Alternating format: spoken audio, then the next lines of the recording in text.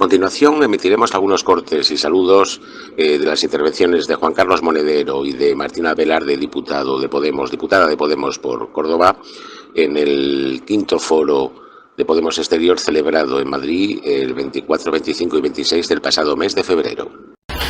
Saludos desde México a todos los compañeros y compañeras de Podemos Exterior. En el siglo XXI, ¿qué decir? Sabéis que en Davos se han reunido para decir que lo de la globalización neoliberal no ha funcionado, pero la realidad es que millones de personas han tenido que mal viajar por el mundo con muchas restricciones, las que no han tenido nunca los capitales, ni los bienes, ni los servicios, pero sí los seres humanos, para intentar buscarse la vida en otros lugares porque en sus países no podían, por una crisis que empezaron ellos y que la han tenido que solventar siempre los pueblos con su esfuerzo. Podemos es la fuerza política que nació en 2014 para cambiar nuestro país, para decir que el régimen del 78, con sus actores políticos, sus reglas del juego y sus viejas instituciones con funcionamientos podridos, ahí está todavía el Consejo General del Poder Judicial, ahí está la monarquía, ahí están los jueces tramposos, ahí están los policías que se llaman patrióticos, que se inventan pruebas, ahí está todo ese entramado mediático donde Televisión Española forma parte de toda esa basura. En fin, planteamos que tenemos que superar ese régimen del 78, nos lanzamos a la aventura, tuvimos 5 millones de votos y, como bien sabéis, empezaron ataques desmesurados donde hemos sido responsables de cualquier barbaridad, de malversar Hacienda, de financiarnos ilegalmente, de estar en tramas de todo tipo, de sobrecargos, hasta de delitos terribles como coger en brazos a la compañera, a la hija de una compañera. En fin, el Podemos Exterior para mí siempre ha sido un referente importante, también porque he estado fuera durante años estudiando y sobre todo porque creo que el problema principal del capitalismo es el desarraigo. Creo que lo que durante los siglos XVIII, XIX, XX, lo que llamamos de XXI, más nos deshumaniza es desarraigarnos. Y que vosotras y vosotros hayáis decidido mantener esa chispa, ese rescoldo, ¿no? Esa brasa encendida de la política transformadora que arrancamos en España, en los países donde estáis viviendo, me parece que es emocionante. Y solamente daros las gracias y deciros que el capitalismo neoliberal está moribundo, pero que sabemos que va a morir matando. Tristemente va a ser así, ¿no? Entonces no nos queda otra que asumir que tenemos que seguir la pelea, no nos queda otra que asumir que, pese a la enorme dureza de los tiempos que corren, la guerra de Ucrania es un elemento clave. Estados Unidos, para recuperar su hegemonía, está intentando pues construir una guerra con China, y eso tenía como paso intermedio separar a Europa de Rusia y para eso necesitaba separar a Alemania de Rusia. Fijaos que ya dijimos hace unos meses que el atentado del Nord Stream habían sido los Estados Unidos y nos cayó la del pulpo, y se sabe, claro. Pues que es que cuando uno hace análisis críticos despojado de mochilas, pues acierta.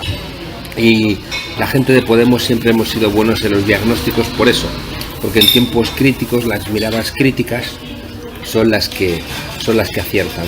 Creo que los que estáis en el ámbito internacional tenéis herramientas para saber que el capitalismo neoliberal sigue luchando en ese ámbito internacional, en sus Davos, en sus organizaciones mundiales del comercio, en sus fondos monetarios internacionales, en el Banco de Pagos de Basilea, en la propia Unión Europea. Y creo que vuestros ojos, vuestra lengua y vuestros oídos en ese ámbito internacional, sobre todo cuando se coordinan, son esenciales para ayudar a Podemos a tener una mirada correcta. Así que también quiero agradecer, ¿no?, a la Secretaría Internacional, a Idoia, por el trabajo que sé que hace constantemente, el interés que le presta a vuestro trabajo, y a vosotros por no tirar la toalla. Siempre es difícil militar políticamente, participar es trabajar de más, y desde lejos hacerlo es difícil, y seguramente que tenéis la sensación de que no siempre os atendemos como debierais por el enorme esfuerzo que hacéis.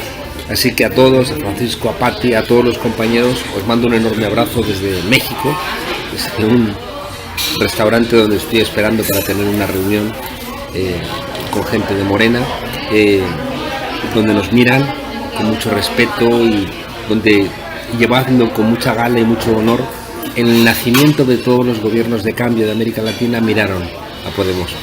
Es nuestro orgullo. Un abrazo muy fuerte, suerte en el Congreso y hasta la próxima. Bueno, muy buenas tardes a todos y a todas. Lo primero, bueno, ya ha habido muchísimos agradecimientos por parte de los compañeros, del compañero y de la compañera. Pero bueno, yo quería agradecer que estéis aquí, que hayáis hecho ese esfuerzo, también a los que están, bueno, viéndonos desde fuera y a toda la gente que ha participado para que sea posible este foro, ¿no? De todos vosotros y vosotras, pero también, bueno, mandarle un agradecimiento a Pau y a Tomás. Es importante, decía Patricia que, bueno, que celebramos este fin de semana el 5º foro. Eso significa que ha habido 4 foros más que se lleva trabajando desde 2014 y que estamos aquí. El otro día decía la gente, somos muy buenos en resistir. Y digo, bueno, somos más buenos en ganar, porque ya hemos ganado muchas cosas en muy poco tiempo, ¿no? Entonces, yo quería agradecer ese trabajo que se ha ido haciendo desde el año 2014, con esos círculos que empezaron, como decía Patricia, bueno, en París o en Londres o en Argentina, y que se han ido manteniendo en el tiempo. Y también todo el trabajo que se hace, que es muy invisible, además, porque bueno, siempre se hace por parte de los compañeros y las compañeras de manera interna, siempre nos llegan las reivindicaciones de aquellos lugares, bueno, donde se está trabajando, a los que tenemos cargos, a las que tenemos cargos públicos o cargos orgánicos, para que podamos trabajar de manera conjunta y que esa reivindicación se traslade a ley, o sea, se traslade a que se recoja en una ley, y en eso hemos estado trabajando todo este tiempo. Queda mucho por hacer, pero es verdad que tengo que decir que no ha sido, desde que entramos en el gobierno, no ha sido un proceso fácil. Entramos en el gobierno, bueno, en el gobierno no, en las elecciones del noviembre de 2019 estuvimos llegando a acuerdos, ¿no?, para conformar un gobierno, y realmente se puso en marcha en febrero de 2020. Es cuando se pone en marcha las comisiones, cuando se pone en marcha bueno, la mesa para trabajar en el Congreso las iniciativas. Y claro, nosotros estábamos muy contentas porque como llevábamos ya desde el año 2015 con una batería de medidas, ¿no?, con un programa además muy solvente y con un acuerdo político también con el Partido Socialista, pues decíamos, bueno, qué alegría, tenemos aquí toda nuestra batería de leyes que no se han sacado, vamos a pelearlas hasta el final y las vamos a sacar. Bueno, ¿cuál es nuestra sorpresa? Que en febrero toda esa energía y con todas esas ganas empezamos a prepararlas todas, y en marzo, pandemia mundial, se paraliza todo, tenemos que dejar todas esas iniciativas que eran muy importantes, pero en ese momento no eran tan urgentes, en un cajón, y ponernos a trabajar, bueno, día a día y 24 horas, según todos los compañeros y las compañeras bueno, que están en el gobierno y en los ministerios, para sacar decretos leyes y leyes de manera muy urgente, bueno, para poder dar respuesta a todas esas consecuencias que estaba teniendo la COVID, ¿no? Entonces, entre todo ese trabajo que se estaba haciendo ingente para poder sacar adelante lo urgente, pues se retrasaron también leyes que eran importantes, muy importantes. Quiero decir con esto que la ley de voto rogado, que la podemos haber sacado en 2020, pues la hemos sacado en 2022 y se ha aprobado en el BOE el 3 de octubre de 2022, es decir, bastante reciente, ¿no? Y con la ley de memoria democrática exactamente igual. Primero con la pandemia y luego también con la reticencia, y hay que decirlo, yo siempre en eso soy muy clara, del Partido Socialista, porque cuando firmamos una serie de acuerdos y lo tenemos que plasmar en una ley, de repente empieza la reticencia, el no se puede, los técnicos nos dicen que no, el ministerio da un criterio desfavorable sobre tal punto o tal otro. Entonces, muchas veces que la tramitación de la ley se queda paralizada justamente porque, bueno, hay que trabajar muy duro, primero para convencer a nuestros socios y después también para que salga adelante con el resto de grupos con el que conformamos la mayoría parlamentaria para estar en este gobierno. Para mí la cuestión de que en el voto, la derogación del voto rogado, ¿no?, de esos artículos tan lesivos para la gente de nuestro país que ha estado fuera, que ha tenido que emigrar, lo más importante era sacarlo con el mayor consenso posible, porque eso significaba que no va a venir mañana el gobierno de turno y va a volver atrás, sino que tiene que haber un consenso muy amplio. Entonces, siempre es verdad que se tarda más para intentar llegar a acuerdos con todos los grupos políticos. Cuanto más consenso tenga, más difícil es que volvamos atrás. Y la verdad es que hay muchas veces que no tenemos mucha confianza en sacar leyes y que luego no vengan otros o otras a intentar derogarlas, o si no son tan valientes para derogarlas, sí que utilizar la justicia, el Tribunal Constitucional para intentar tumbarlas, lo que políticamente no quieren hacer, intentar tumbarlas a través de la justicia. Y esto es un logro de todos y de todas, y del trabajo que se ha hecho por Podemos Exterior, por Podemos en el Congreso, por Izquierda Unida Exterior, también lo decía la compañera, María Granate, entre todos y todas creo que hemos trabajado mucho con todos los grupos para que esto fuese adelante. ¿Cuáles son las novedades más importantes, por lo menos, que yo considero en esta ley que reforma la ley orgánica del régimen electoral que regula el ejercicio del voto por los españoles que viven en el extranjero? Pues la más importante es suprimir el voto rogado, ¿no? De hecho, ese requisito por el que los españoles y las españolas residentes en el extranjero pues tenían que solicitar el voto. A partir de ahora, todos los votantes van a recibir la documentación electoral de oficio sin tener que solicitarla previamente. Se tendrá además la opción de descargar telemáticamente la papeleta de voto lo que permitirá adelantar los plazos de envío de la documentación electoral.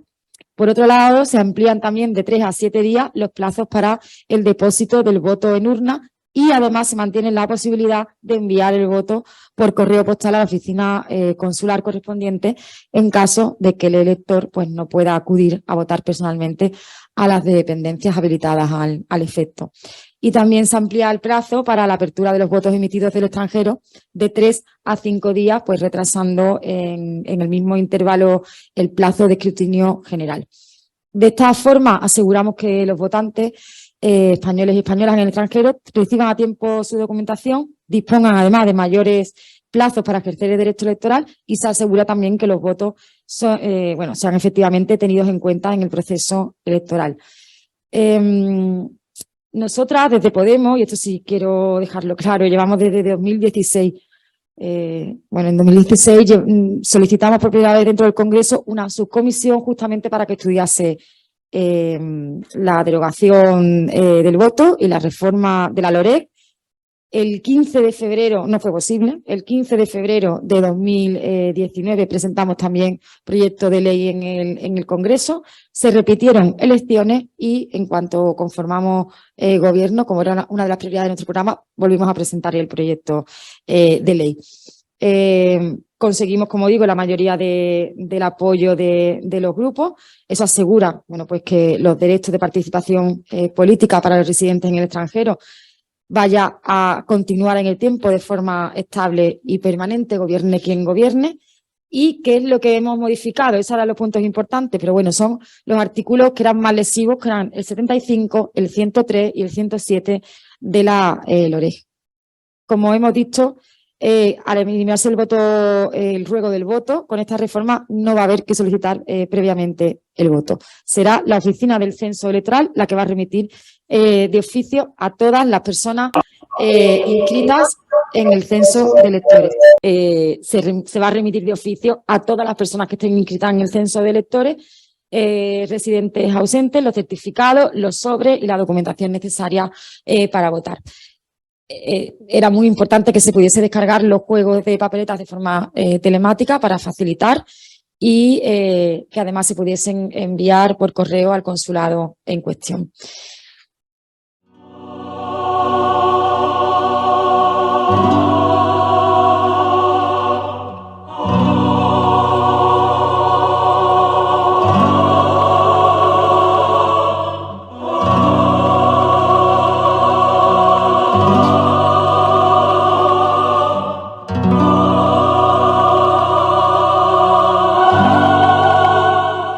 El silencio en la diáspora con Noelia Morínigo.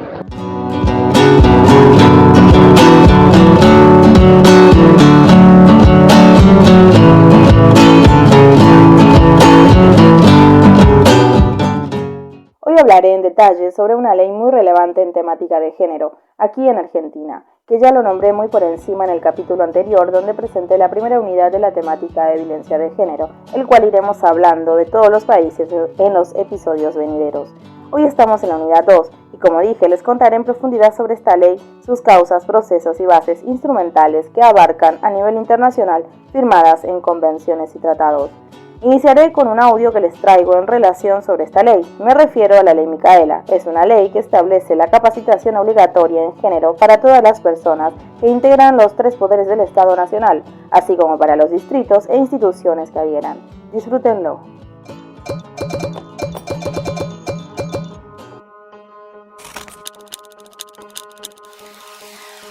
Ley Micaela 27.499.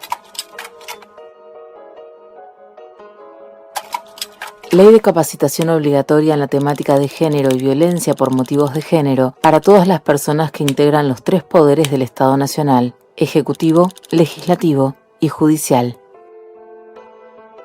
Ley Micaela y Derechos Humanos.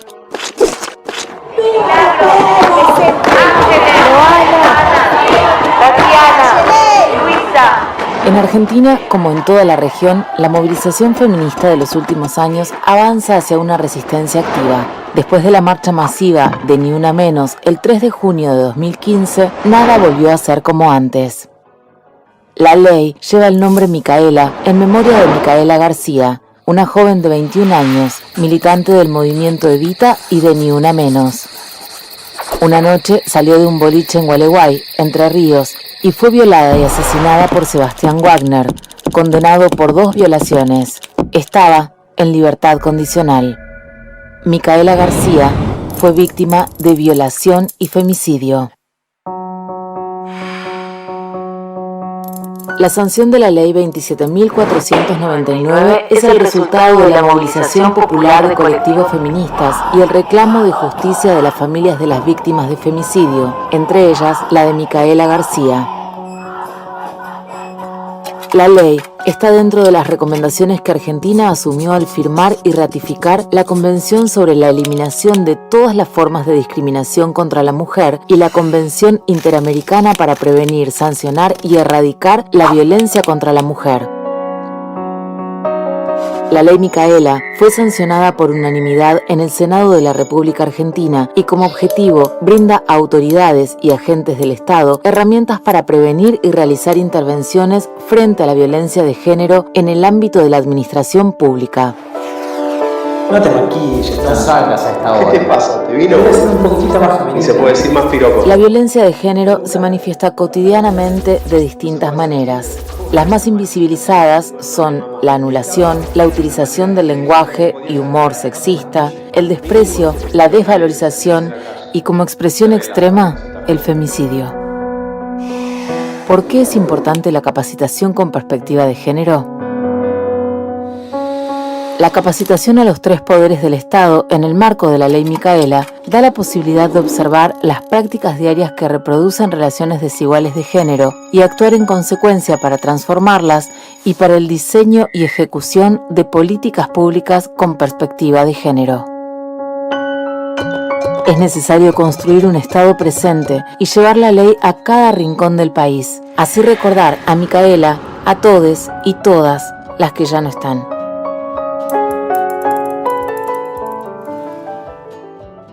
Micaela fue una chica llena de vitalidad de ideas y de compromiso cotidiano con sus convicciones. Carlos Rossi, el juez de Entre Ríos que liberó a Wagner, su violador y asesino, desoyó varios informes técnicos que lo desaconsejaban.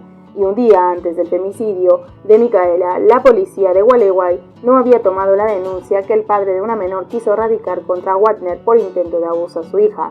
Cuando las circunstancias de su asesinato tomaron estado público, el pedido de justicia de su familia y sus amistades se transformó en una consigna que puso en primer plano el profundo déficit en perspectiva de género de quienes integran los diversos estamentos del Estado y las consecuencias que eso acarrea. Hubo al menos 3 instancias en el proceso previo de lo que le sucedió a Micaela que pudo haber evitado su muerte. En este aspecto viene la capacitación del Estado. La Ley Micaela vino a sumarse a una larga tradición de luchas por la conquista y la ampliación de derechos para sectores postergados de la sociedad, donde se inserta un movimiento feminista que, junto a una rica y extensa historia, muestra un presente de gran potencia en países como la Argentina. Es una ley que busca, a su vez, hacer cumplir otras leyes, es decir, al capacitar a quienes diseñan y aplican las políticas públicas, crea las condiciones para que el corpus normativo en materia de género y derechos humanos se vuelva una realidad efectiva, partiendo de la certeza de que no alcanza con la sanción de un instrumento jurídico, sino que hace falta vencer los obstáculos, desigualdades y prejuicios que en la práctica instaura el patriarcado. Para eso, la Ley Micaela trabaja sobre quienes deben hacer valer las garantías tuteladas por normas, tanto locales como regionales e internacionales, cuya misión es lograr una sociedad más justa para reducir la desigualdad de género y salvar vidas, en un proceso que implica incorporar conceptos así como desarrollar una sensibilidad. Su abordaje propone y permite desmontar costumbres impuestas y naturalizadas por el sistema heteronormativo que están en la base de las violencias hacia las mujeres y las disidencias sexogenéricas. Aunque mucho se destaque su carácter obligatorio, esta norma también constituye un derecho, también una invitación a hacer preguntas y repensar hábitos sobre los que se asienta el mundo patriarcal, un espacio desde el cual volver a mirarnos con una distancia que ponga a cuestión nuestras conductas, es decir, adquiriendo una perspectiva de género. La Ley Micaela vino a decirles a todos quienes integran el Estado, sin importar el escritorio que ocupan o el estamento donde se desempeñan, que deben volverse agentes de un cambio en pos de los derechos humanos, para dejar de ser parte y sostén de un círculo que repite la injusticia contra las mujeres y las diversidades.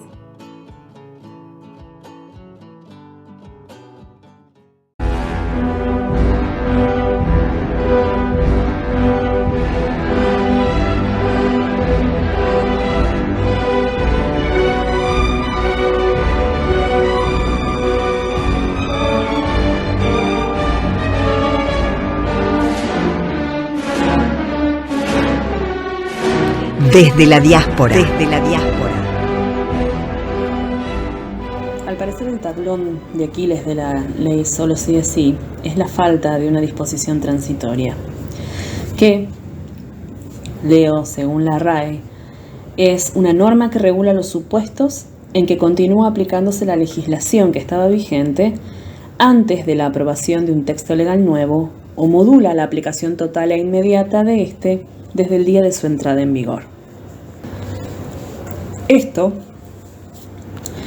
es lo que permite que algunos tribunales consideren que la revisión de condena es aplicable, pero también permite que otros tribunales decidan que esta revisión de condena que las revisiones de condena no tienen que hacerse y no se aplican estas bajas. El tema es que el hilo es muy finito y deja al parecer esta interpretación a conveniencia de la aplicación de la ley. El PSOE, a través del Ministerio de Justicia, está proponiendo que las penas se suban, creando una diferencia entre una agresión sexual y una agresión sexual con violencia e intimidación. Siempre crear estas diferencias en todas las categorías que la ley Solo sí es sí propone. Entonces quedarían dos tipos de agresiones, distinguiendo las que tienen violencia e intimidación de aquellas que no y aplicando la condena más alta para los casos más graves. El tema es que está demostrado que un aumento de las condenas tampoco evitaría que las reducciones de condenas se sigan realizando. Sí serviría, por supuesto, para futuros casos, pero tampoco evitaría ni haría para atrás que alguien que esté dispuesto a hacer una agresión sexual se retracte. Desde Podemos se analiza que en realidad lo que falla es la interpretación de la ley por parte de los tribunales. Por eso insisten en la formación de aquellos quienes aplican las leyes y por otro lado también rechaza la distinción que propone el PSOE de existencia o no de violencia e intimidación como un subtipo, para considerar esto como un agravante, es decir, considerar la violencia e intimidación un agravante más de todo lo que la ley Solo sí o sí describe. Lo bueno es que se van encendiendo luces respecto a la aplicación de esta ley. El mismo Tribunal Supremo indicó que no se aplican las reducciones de condena para casos de abusos agravados, como es el caso de un profesor de una academia en Valencia que agredió a 8 alumnas a lo largo de 3 años. Agravado por ser algunas de ellas menores de edad y por otro lado por la posición de autoridad como profesor, Entonces se enciende de nuevo la polémica de hasta qué punto son las interpretaciones de esta nueva ley y su consecuente aplicación lo que se tiene que revisar.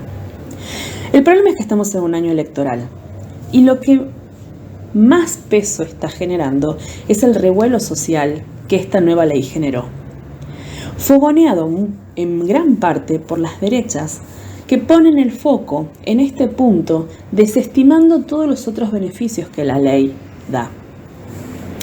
Y lamentablemente, al parecer, la forma en la que el PSOE puede sacar adelante la reforma viene de la mano de los partidos como PP y Vox. Aquellos partidos que se burlaron en plena sesión cuando Irene Montero usó el término hijes para incluir al colectivo no binario. Aquellos que deforman los dichos de la ministra de Igualdad al decir que fomenta la pederastia, entre otras deformaciones en la interpretación de la ley. Es importante que tengamos presente que los beneficios de la ley solo sí es sí. No solo es el consentimiento explícito, sino la prevención de la violencia, la atención y la reparación a las víctimas, cosas que antes no estaban incluidas. Y esto es también lo que le añade valor a la ley, y esto es lo que Irene Montero defiende. Y es, a mi entender, lo que no debe tocarse. Siempre que vuelve a la casa, me pillas en la cocina, tumbado una olla de harina, con las manos en la masa. Chiquillo, no quiero platos finos, vengo del trabajo y no me apetece pato chino. La receta de la diáspora, por Delia Rodríguez Bargiela. Y un gazpacho con su ajo y su pepino. Buenas noches, cocineros y cocineras de la diáspora, ¿cómo estáis? Bueno, espero que muy bien. Como cada martes, aquí traemos una receta de nuestra gran cocina española y hoy vamos por el pisto manchego, que puede bien servir como un entrante, como un primer plato o como una excelente guarnición. Aquí os digo los ingredientes para 4 personas. Vamos a necesitar 2 dientes de ajo, 250 gramos de cebolla, 200 gramos de pimiento verde o morrón verde, 200 gramos de pimiento rojo o morrón rojo, 4 tomates, 300 gramos de calabacín o zucchini, sal, pimienta negra molida y aceite de oliva. Aquí hice la traducción de los ingredientes porque bueno, los llamamos de diferente manera aquí en Argentina con España. Bueno, arrancamos primero llevando a ebullición agua para pelar los tomates. Vamos a retirar la parte dura y hacemos un corte de cruz en la base del tomate. Los vamos a introducir en el agua durante 15-20 segundos. Sacamos y llevamos a un bol con agua helada. Los pelamos y los trituramos. Después vamos a pelar y picar finamente la cebolla y el ajo y vamos a aprovechar para ir lavando el resto de las verduras y trocearlas en igual tamaño, o sea, el morrón rojo y verde y el calabacín o bueno, zucchini, ¿sí? A continuación vamos a calentar una buena cantidad de aceite de oliva en una cazuela y vamos a cocinar primeramente el ajo y la cebolla a fuego suave durante unos 15 minutos aproximadamente. Después vamos a añadir los morrones rojo y verde y vamos a cocinarlos durante otros 15 minutos. Y por último, a nuestra preparación vamos a añadir el calabacín y el tomate. Y vamos a salpimentar, vamos a tapar la cazuela y vamos a dejar cocinar durante aproximadamente una hora, hora y cuarto, ¿sí? Por último vamos a retirar la tapa, subimos el fuego y cocinamos hasta que el agua del tomate se haya evaporado. Debe de quedar jugoso pero sin restos de agua. Y listo, tenemos nuestro pisto manchego. Espero que os haya gustado la receta, también súper fácil, con ingredientes también muy accesibles para todos. Y bueno, espero que la podáis cocinar en familia o con amigos. Me despido, hasta la próxima semana. Que aprovechen.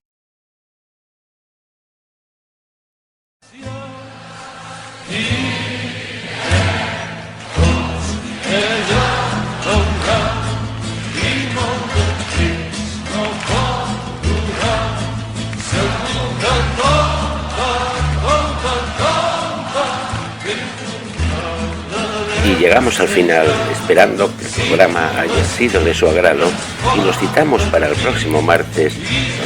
Ya saben, habrá más, pero no mejor, porque es imposible. Chao.